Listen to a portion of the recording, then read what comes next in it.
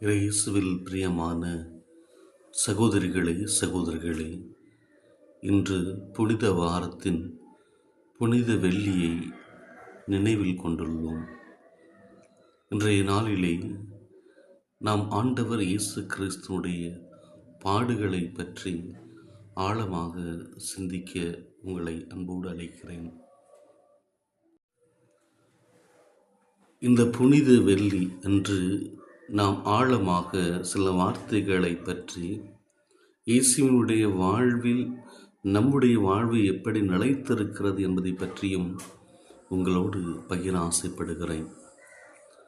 அதிகாரம் மற்றும் அநீதிக்கு எதிரான ஒரு சாட்சி.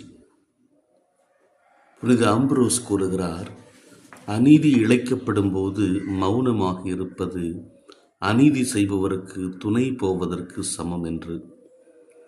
யோவான் நற்செய்தி 18ஆம் அதிகாரம் 38 சொல்லப்படுவது போல, என்னிடம் எக்குற்றமும் காணவில்லையே என்று நீங்கள் சொல்கிறீர்கள், இதோ இந்த மனிதன் என்ற ஒரு வார்த்தை வெளிப்படுத்துகிறது.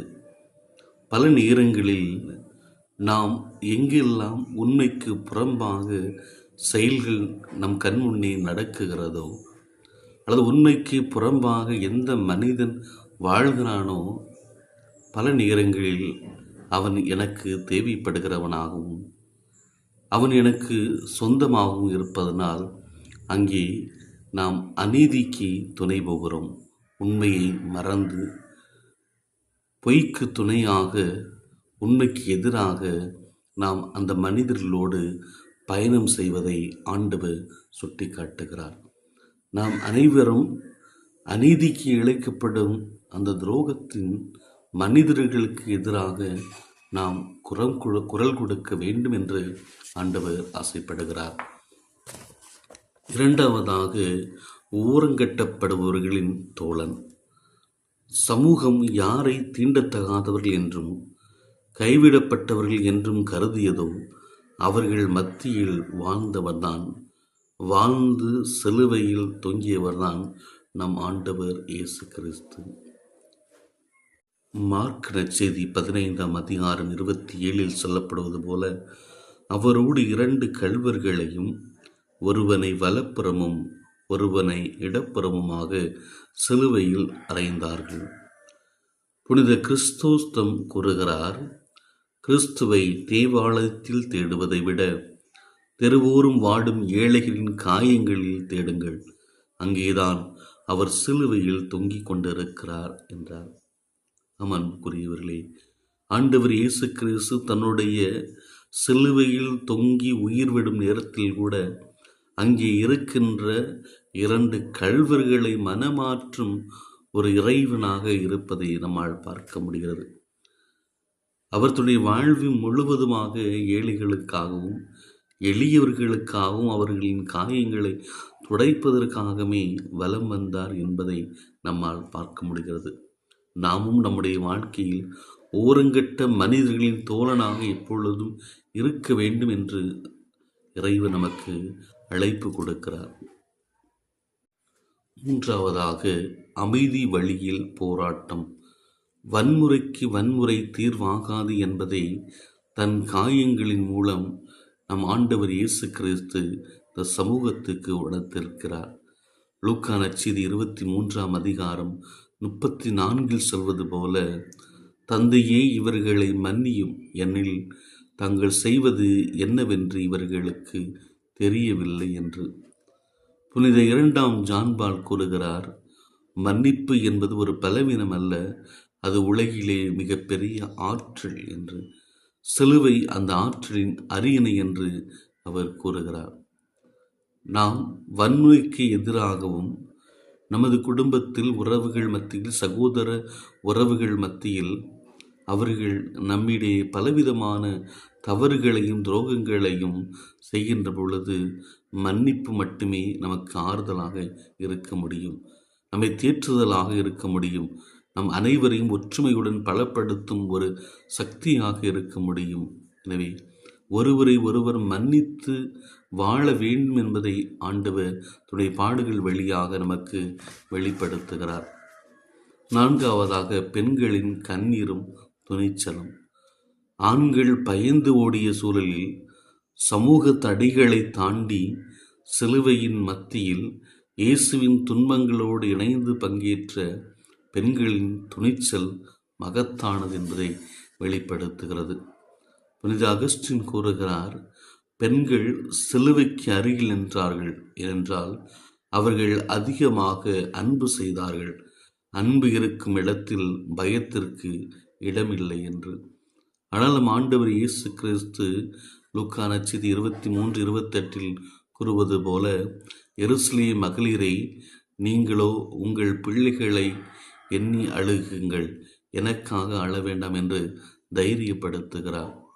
இந்த உலகத்தில் பெண்களுக்கு எதிரான வன்முறைகளும் பெண்களுக்கு எதிரான சமூக சீர்கேடுகளும் ஒவ்வொரு நாளும் அரங்கேறி வருகிறது.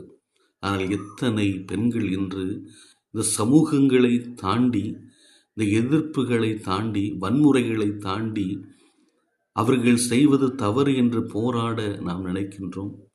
அந்த எருசலேம் மகளிரை போல நாமும் தடைகளை மீறி உண்மையை உறக்க சொல்ல வேண்டும், ஆண்டவரில் அன்பில் நிலைத்திருக்க வேண்டும் என்று தன்னுடைய பாடுகள் வழியாக இறைவன் பெண்களுக்கு ஒரு பாடத்தை கற்பிக்கின்றார்.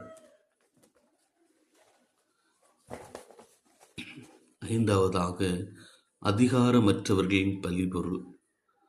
ஒரு சமூகத்தின் அமைதிக்காக ஒரு மனிதன் அநியாயமாக பலியிடக்கூடுவதை சிலுவை தோலுரித்து காட்டுகிறது. யோவான் நற்செய்தி 11:50 கூறப்படுகிறது, மக்கள் எல்லோரும் அழிந்து போவதை விட ஒரே ஒரு மனிதன் அவர்களுக்காக இறப்பது நல்லது என்று. புனித பெனடிக்ட் கூறுகிறார், சிலுவை என்பது உலகின் தீர்ப்புகளை தலைகீழாக மாற்றும் இறைவனின் தீர்ப்பு என்று. பல நேரங்களில் அதிகாரத்தில் இருப்பவர்கள், ஆணவத்தில் இருப்பவர்கள், தலைவனாக இருப்பவர்கள் நான் வழங்கியதே உண்மையான தீர்ப்பு என்பதை மனதில் கொண்டு அவர்கள் தவறான தீர்ப்புகளையும் தவறான மனிதர்களை பாதாளத்தில் தள்ளுவதையும் நம்மால் பார்க்க முடிகிறது. அதிலிருந்து நாம் வெளிப்பட வேண்டும். சிலுவைதான் உண்மையான ஒரு பாடமாக நமக்கு இருக்கிறது என்பதை தெளிவாக காட்டுகிறது. இறுதியாக பகிர்வு மற்றும் தியாகம். ஆண்டவர் இயேசு கிறிஸ்து தியாகம் என்பது மனித நேயத்திற்கான தாகம் என்கிறார். தன் உயிரையே பிறருக்காக பகிர்ந்தளித்த உன்னத தியாகம் இது. யோவான் நற்செய்தி 19:28 ஆண்டவர் கூறுகிறார், தாகமாய் இருக்கிறேன் என்று.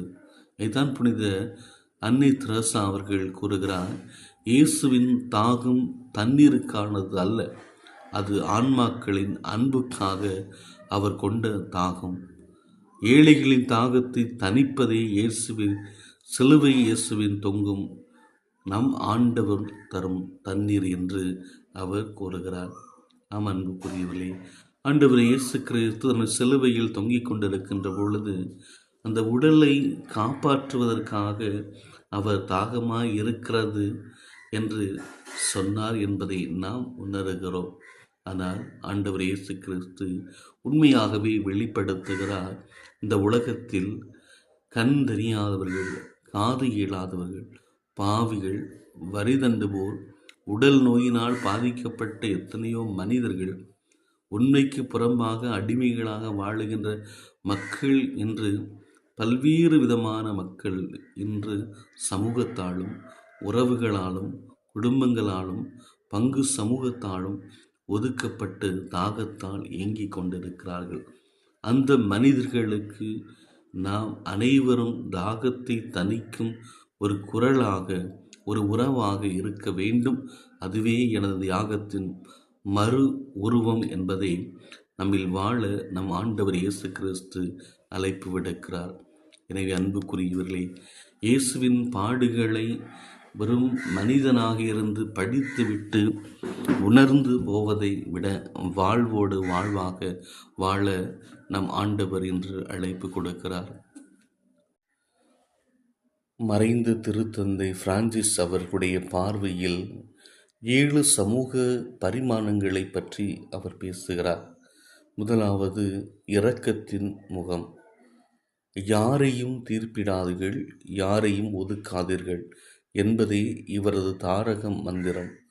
சிலுவையில் தொங்கும் ஆண்டவர் இயேசு கிறிஸ்து உலகத்தால் தீர்ப்பிடப்பட்டவர்களையும் அரவணைக்கிறார். நம் ஆண்டவர் இயேசு கிறிஸ்து காட்டிக் கொடுத்தவர்களையும், துரோகம் செய்தவர்களையும், கள்வர்களையும், இறுதி உயிர் போகும் சூழ்நிலை கூட அரவணைத்ததையும் நம்மால் பார்க்க முடிகிறது.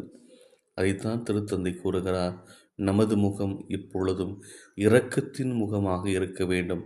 யாரையுமே தூக்கி எறியக்கூடிய முகமாக, யாரையும் தீர்ப்பிடாத முகமாக இருக்க வேண்டும் என்று நமக்கு அழைப்பு கொடுக்கிறார்.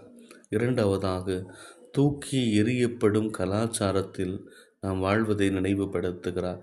இன்றைய உலகிலே குடும்பங்களில், பங்கு சமூகங்களில் முதியவர்கள், ஏழையவர்கள், நோயாளிகள் என்று நாம் பல்வேறு மக்களை நமது உறவுகள் மத்தியிலிருந்து ஒதுக்கி விட்டிருக்கின்றோம். இவர்களால் எனக்கு பயன் இருக்கிறது என்பதை நினைவில் இருந்தால் நாம் அவர்களை கவனிக்கிறோம், அவர்களுக்கு தேவையானதை நாம் கொடுத்து உதவுகிறோம். இவர்களால் எந்த பயனும் இல்லை என்று நினைக்கின்ற பொழுது நாம் அவர்களை தூக்கி எறியும் கலாச்சாரத்திலே நாம் வாழ்ந்து கொண்டிருக்கிறோம். ஆனால் இதை ஆண்டவர் இயேசு கிறிஸ்து சிலுவையோடு மரணத்தோடு ஒப்பிடுகிறார்.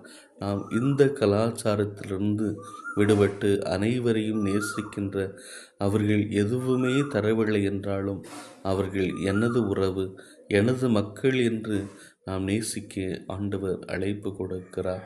மூன்றாவதாக திருத்தந்தை கூறுகிறார், அகதிகளின் சிலுவை பயணத்தை நாம் நினைவு கொள்ள வேண்டும். இன்றைய உலகத்திலே பலவிதமான போர்கள், சண்டை சச்சரவுகள் நடந்து கொண்டிருக்கிறது. இப்பொழுது நடக்கின்ற ஈரான், இஸ்ரேல், அமெரிக்கா நாடுகளில் அந்த சண்டை பிரச்சனையில் எத்தனையோ மக்கள் தங்களுடைய நாடுகளை விட்டு பல்வேறு ஆண்டுகளாக, பல நூற்றாண்டு ஆண்டுகளாக இருந்த அந்த இடங்களை விட்டு வேறு வழி இல்லாமல் அவர்கள் பயணத்தை மேற்கொள்கிறார்.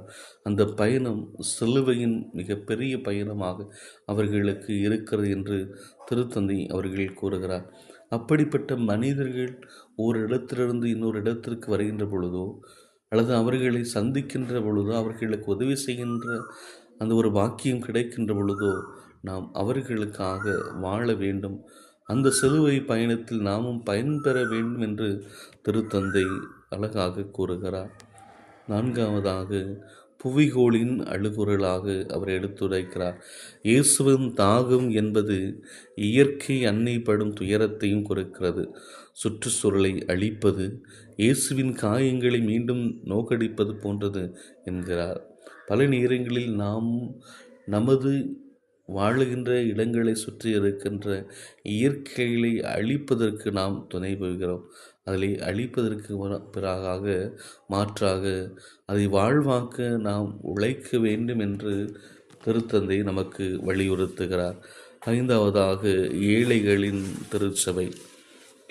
ஏழைகளுக்கான ஏழ்மையான திருச்சபை என்பதே திருத்தந்தையுடைய கனவு. ஒரு முறை புனித வெள்ளியின் போது வத்திக்கானுக்கு வெளியே வீடற்ற ஏழைகளுக்காக பிரத்யோக குளியறைகளையும் மருத்துவ முகாம்களையும் அமைத்தார். இயேசுவின் உடலை தொட விரும்புவோர் முதலில் ஏழையின் காயங்களை தொடட்டும் என்பது இவரது கூற்றாக இருந்தது. நாம் அன்புக்குரியவர்களே, நாம் இயேசுவிற்காக மனம் வருந்துகிறோம், அழுகிறோம். ஐயோ, காயம்பட்டு விட்டாரே என்று, உயிர் போய்விட்டதே என்று நாம் கண் கலங்குகிறோம். ஆனால் நம்மோடு இருக்கின்ற சக மனிதர்கள் பல காயங்களில் இருக்கின்ற பொழுது நமக்கு அழுகை வருவதில்லை, மகிழ்ச்சியே வருகிறது. ஆனால் ஆண்டவர் என்று கூறுகிறார், உன்னோடு இருக்கின்ற அந்த உறவுகளுடைய காயங்களை நீர் பார்க்கின்ற போது அழுகாத உன்னுடைய கண்களே கிடையாது என்று. நாம் அவருடைய கண்ணீர்களை துடைப்பதற்கு மனிதர்களாக நாம் வாழ ஆண்டவர் அழைப்பு கொடுக்கிறார். மன்னிப்பின் அதிகாரம். சிறைச்சாலைகளுக்கு சென்று கைதிகளின் பாதங்களை கழுவுவதன் மூலம் சமூகத்தால் வெறுக்கப்பட்டவர்களும் இறைவரின் மன்னிப்பு உண்டு என்பதை சிலுவையில் நின்று பறைசாற்றுகிறார் திருத்தந்தை பிரான்சிஸ். அவர் ஒவ்வொரு முறையும் பாதம் கழுவும் சடங்கிலே பெண்களின் பாதங்களை கழுவியிருக்கிறார். சிறைச்சாலைக்கு சென்று அந்த மனிதர்களின் பாதங்களை கழுவியிருக்கிறார். இதிலிருந்து என்ன தெரிகிறது என்றால், இந்த உலகத்தில் பாவம் செய்யாதவர் எவரும் இல்லை, தீமை செய்யாதவர் எவரும் இல்லை. அனைவரும் ஏதோ ஒரு கட்டத்திலே அந்த தீமையும் அதிகாரத்துக்கு புறம்பாகவும் பல பாவங்களை நாம் செய்து வருகிறோம். ஆனால் அந்த பாவங்களிலிருந்து அவர்கள் மீட்டு வர வேண்டும். அவர்களோடு இணைந்து பயணிக்கின்ற பொழுது, அவர்களுக்கு ஆண்டவரை பற்றி போதிக்கின்ற பொழுது அவர்கள் மாறுவார்கள் என்பதை தெளிவாக தன்னுடைய வாழ்வால் பயணித்திருக்கிறார் திருத்தந்தை பிரான்சிஸ்.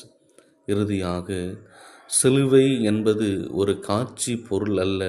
அது நம் அன்றாட வாழ்வில் நாம் சந்திக்கும் ஒவ்வொரு ஏழையின் முகத்திலும் ஒவ்வொரு அநீதியிலும் துடித்து கொண்டிருக்கும் உயிர் என்பதை திருத்தந்தை இன்னும் தெளிவாக நம் ஒவ்வொருவருக்கும் அழைப்பு கொடுக்கிறார்.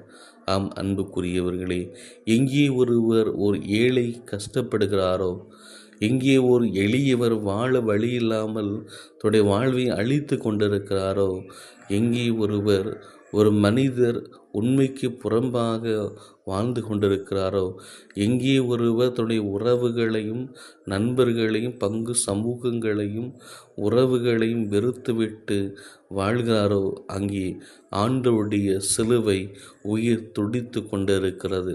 இந்த ஒரு வாழ்வில் இருந்து நம்மை மாற்றவில்லை என்றால், நம்மிலே ஆழ்படுத்தவில்லை என்றால், நாம் மற்றவர்களைப் போல ஒவ்வொரு நாளும் ஆண்டவரை காட்டி கொடுத்து கொண்டே இருக்கிறோம். மற்றவர்களைப் போல நம் ஆண்டவருக்கு நம்பிக்கை துரோகம் செய்து கொண்டிருக்கிறோம். மற்றவர்களைப் போல நாமும் ஆண்டவருக்கு துன்பத்தை விலக்கி கொண்டே இருக்கிறோம். எனவே அன்புக்குரியலே, நமது மன மாற்றம் இறைவனுடைய அன்புக்கு சாட்சியாக மாறட்டும். நமது மன மாற்றத்தின் மூலம் நாம் அனைவரும் ஆண்டவரோடு இணைந்து, இந்த பாடுகளோடு இணைந்து நமது பாடுகளையும் ஒப்பு கொடுத்து, இந்த பாடுகளில் இருந்து மீண்டு வரக்கூடிய வல்லமையை இறைவன் கொடுக்க நாம் தொடர்ந்து ஜெபிப்போம். இறைவன் நம்மையும் நம் குடும்பங்களையும் நிறைவாக ஆசீர்வதிப்பார். ஆமென்.